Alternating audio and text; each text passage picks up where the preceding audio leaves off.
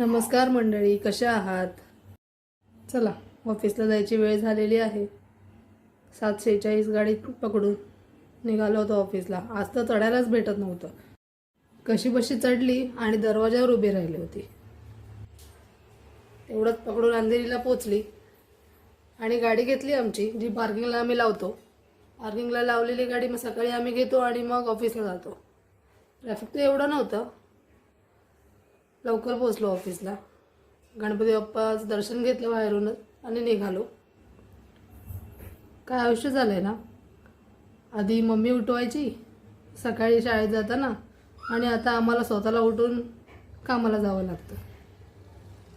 असो, पाऊस कुठे गेलेला आहे हे काही समजतच नाहीये.